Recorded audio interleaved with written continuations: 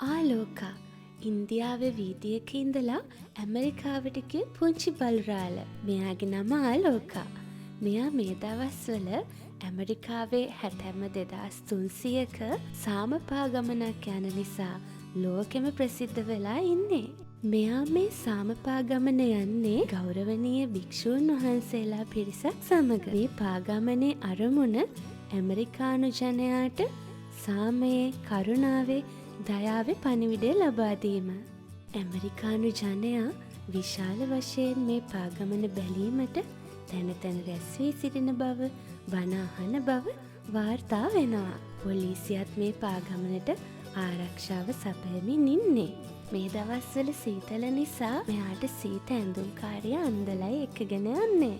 මගෙති වෛද්‍යවරු මෙයාගේ සෞඛ්‍ය තත්ත්වයත් පරීක්ෂා කරලා බලනවා. මොකද සැතපුම් 2300ක් පයින් යනවා කියන එක අති දුෂ්කර කාර්යයක් නේ. පුංචි ආලෝකා දැන් ඉන්නේ ඇමරිකාවේ වුණාට උපන්නේ ඉන්දියාවේ.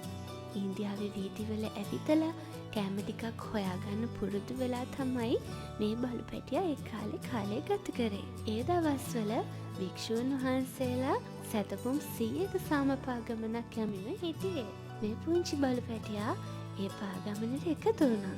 තින් දින පතාම තමන් එක්ක ඇවිදගෙන එන මේ පුංචි බලු පැටියාට භික්ෂූන් වහන්සේලා නම දැම්මා ආලෝකා කියලා.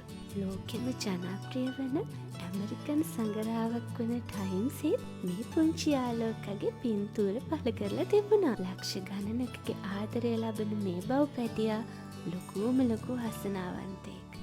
ආලෝකා, the peace dog.